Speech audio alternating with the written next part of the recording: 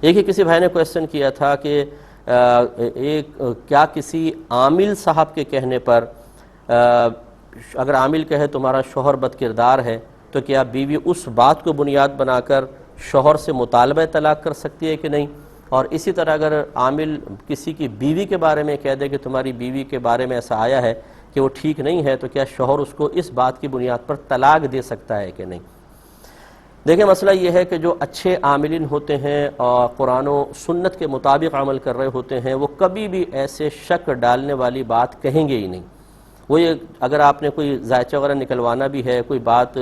علم العادات کے تحت معلوم بھی کرنی ہے، وہ ضرور معلوم کر کے آپ کو بتائیں گے، لیکن اس انداز سے نہیں کہ خواہ دل میں شک کا بیج ڈال دیا جائے اور نوبت طلاق تک پہنچ جائے،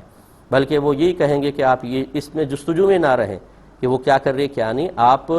ہم سے اس چیز کا تعویذ لے لیں کہ میاں بیوی میں آپس میں محبت میں اضافہ کیسے ہو،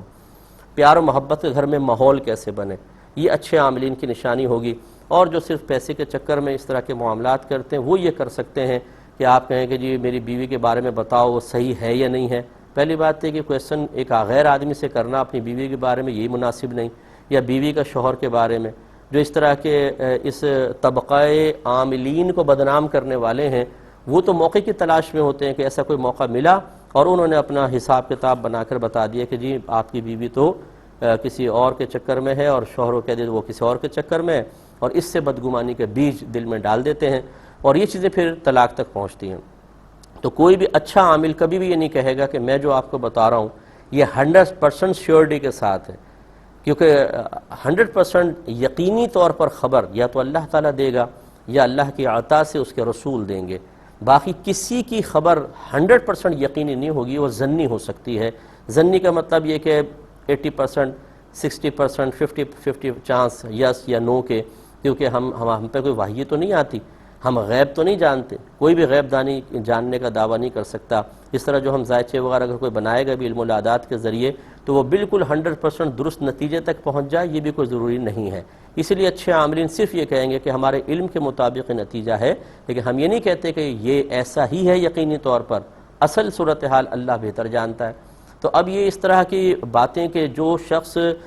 اس طرح کا ذائچہ بنا رہا ہے اس کی بات 100% یقینی نہیں ہے، تو اس کو بنیاد بنا کر کیسے مطالبہ طلاق شرعاً جائز ہوگا اور کیسے طلاق دینا صحیح ہو سکتا ہے؟ دونوں باتیں غلط ہوں گی۔ میرے آقا صلی اللہ علیہ وسلم نے فرمایا کہ جو عورت بغیر کسی شرعی عذر کے یعنی صحیح وجہ کے اپنے شوہر سے مطالبہ طلاق کرے وہ بروز قیامت جنت کی خوشبو بھی نہیں پا سکتی۔ اور اسی طرح اگر شوہر طلاق دیتا ہے بغیر اس طرح کی بے سروپا بات پر اعتماد کرتے ہوئے تو میرے آقا صلی اللہ علیہ وسلم نے فرمایا کہ اللہ تبارک و تعالیٰ کو حلال چیزوں میں سب سے زیادہ ناپسندیدہ طلاق ہے۔ کہ طلاق دینا حلال تو ہوتا ہے لیکن جب اللہ کو ناپسند ہے تو پھر سوچ لیجئے کہ کوئی اللہ کی ناپسندیدگی والا کام کرے تو شوہر کی بھی آخرت میں گرفت ہے شدید قسم کی، کیونکہ طلاق دینا اور وہ بھی صرف ایک آدمی کی خبر کے اوپر، کوئی ثبوت نہیں، کوئی پروف نہیں، خالی آپ نے خبر لی اور طلاق دے دی۔ اب کسی کی زندگی آپ نے خراب کی ہے، دل آزاری، اس کے پورے خاندان کی دل آزاری، پھر وہ بیچاری جب مطلقہ ہو جائے گی اور پھر وہ اس کے لیے آگے رشتوں کے پرابلم اور دیگر پوری زندگی کا ایک داغ ہے جو آپ نے لگایا، تو کیا اتنے آرام سے آپ بھی اپنی لائف گزار سکیں گے؟ ایک تو اتنا دکھ دینے کے بعد پھر انسان یہ چاہے کہ اب میری خوشگوار زندگی گزرے، یہ کبھی نہیں ہو سکتا۔ کسی کی بے بسی اور کسی کی غمی اور کسی کے دل کو دکھا کر انسان سمجھے کہ اب میں خوشیوں کے راستے میں لگ سکتا ہوں، یہ کبھی بھی نہیں ہوگا، اس کی اپنی لائف بھی برباد ہوگی اور آخرتی گرفت تو ہے ہی ہے۔ امید ہے کہ آپ بات سمجھ گئے ہوں گے۔ ایک سوال مزید یہ کیا تھا کسی نے کہ جھوٹ بول کر اگر ہم کوئی جاب حاصل کر لیتے ہیں، مثلا تجربہ لکھا ہے 5 سال کا، ہمارا 1 سال کا تھا، لکھ دیجیے 5 سال کا تجربہ، کوئی ایجوکیشن خاص مانگی تھی، ہم نے جعلی کاغذات بنا کر جاب حاصل کر لی، تو اس جاب کا حاصل کرنا کیسا ہے اور اب جو اس کی تنخواہ آئے گی وہ تنخواہ ہمارے لیے حلال ہوگی یا حرام ہوگی؟ دیکھیں پہلی بات تو یہ کہ جھوٹ بولنا گناہ کبیرہ ہے، اور اس قسم کے معاملات میں جب جھوٹ بولتے ہیں تو اس میں چونکہ دھوکہ بھی شامل ہوتا ہے تو دھوکہ اور فریب بھی یہ الگ ایک مستقل گناہ ہوا۔ اب 2 چیزیں تو یہ ہیں کہ جھوٹ اور فریب تو ہے ہی ہے، اس میں انسان گناہ کبیرہ کا مرتکب ہوا۔ اب اس کے بعد اس جاب کی سیلری حلال ہوگی کہ نہیں ہوگی، اس کا مسئلہ یہ ہے کہ اگر تو جتنا تجربہ مانگا تھا اتنا ہی آپ کا تجربہ ہے، مثال کے طور پر 5 سال کا تجربہ اس لیے مانگا تھا کہ اس فیلڈ کی ایک ایک چیز سے انسان تقریباً واقف ہو جاتا ہے کسی فیلڈ کی، اور وہ واقفیت ہو سکتا ہے آپ کو 2 سال میں حاصل ہو چکی ہو۔ فرض کر لیں کہ کوئی کسی فیلڈ کا ماہر ہے اور اس کو 2 سال میں ہو گئی ہے، تو حقیقتاً 5 سال یا 2 سال کا مسئلہ نہیں ہے، اصل تو 5 سال رکھے اس لیے تھے کہ اس فیلڈ کے ایک ماہر کی تلاش تھی، جو غالب گمان یہ ہے کہ 5 سال میں وہ مہارت حاصل کر لے گا۔ تو بعض بہت ذہین ہوتے ہیں، اپنے فن سے بہت زیادہ دلچسپی رکھتے ہیں، انہیں اللہ تبارک و تعالیٰ جلدی ترقی عطا فرما دیتا ہے۔ تو اس کا مطلب یہ ہوا کہ 5 سال تھے لیکن آپ نے 2 سال میں یہ چیز حاصل کر لی، تو گویا کہ اگرچہ مدت کم ہے لیکن جو ان کی ریکوائرمنٹ تھی وہ پوری ہو گئی۔ دوسرا یہ کہ جو تعلیم مانگی تھی وہ تعلیم آپ کی اتنی نہیں ہے، لیکن آپ اس کام کے بالکل لائق اور قابل ہیں، تو اب سیلری اس کی جائز ہو سکتی ہے، جیسا وہ چاہتے تھے کہ یہ کام کرے، اور جتنا اس کا اس تجربہ درکار تھا اس کام کے سلسلے میں وہ اس کے پاس چاہے کم مدت میں حاصل ہو گیا، تو یہ سیلری اس کے لیے جائز ہوگی۔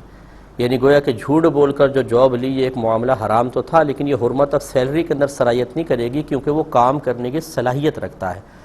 اور اگر وہ صلاحیت بھی نہیں رکھتا ہے، جیسے آج کل ہمارے ہاں سیاسی پارٹیاں اپنے کارکنوں کو داخل کر دیتی ہیں اور کوئی پوچھنے والا ہی نہیں ہوتا، نہ ان میں قابلیت صلاحیت ہوتی ہے، نہ کچھ ہوتا ہے، نہ وہ کام کرتے ہیں، اور وہ آتے بھی نہیں ہیں، وہ تو نواب ہوتے ہیں، بس سائن کیا اور نکل گئے۔ ان کا جاب لینا بھی حرام ہے اور سیلری بھی ان کے لیے بالکل ناجائز ہے، گویا کہ اپنے بیوی بچوں کے پیٹ میں کسی اور کا حق پہنچا رہے ہیں، اور یہ بروز قیامت ان کو اس کا جواب دینا ہوگا۔ یہ بات بری تو بہتوں کو لگتی ہے، کیونکہ جب ہم ایک صحیح شرعی بات بتاتے ہیں تو بسا اوقات جس کے خلاف ہو رہی ہو وہ اس کو ناگوار گزرتا ہے، لیکن اگر تھوڑا سا غور کر لیں تو ناگواری کے بجائے آپ کو شکریہ ادا کرنا چاہیے کہ ہم نے وقت سے پہلے آپ کو متنبہ کر دیا۔ دنیا کی زندگی تو ابھی گزر جائے گی، اور جو اس طرح حرام کھا کر گزارتا ہے، میں یقین سے کہتا ہوں آپ بھی اپنے اطراف میں دیکھ لیں کہ ذہنی سکون کبھی نہیں ہوگا۔ گھر میں لڑائی جھگڑا فتنہ فساد چڑچڑاپن جھنجھلاہٹیں، اور مطلب اٹھا پٹخ مچ رہی ہوگی، گالیاں بک رہے ہوں گے ایک دوسرے کو، اولاد نافرمان نکل رہی ہوگی، لیکن ہم بس یہ کہ بھی ہمارا گزارا ہو رہا ہے، اس تمام تر صورتحال کو جو اس حرام پیسے کی نحوست ہمیں نظر آ رہی ہوتی ہے نظر انداز کرتے ہیں، اور پھر آخرتی گرفت تو ہے ہی ہے۔ تو اگر پہلے سے انسان متنبہ ہو کہ اپنے آپ کو ایسی چیزوں سے دور کرے، یا اپنے اندر وہ قابلیت بیدار کرے تاکہ وہ کام صحیح طریقے سے کر سکے اور وقت کے اوپر جائے اور وقت کے اوپر آئے، تو پھر بھی کوئی گنجائش نکل سکتی ہے۔ تو ان چیزوں پر ناراض نہیں ہونا چاہیے بلکہ توجہ کرنی چاہیے۔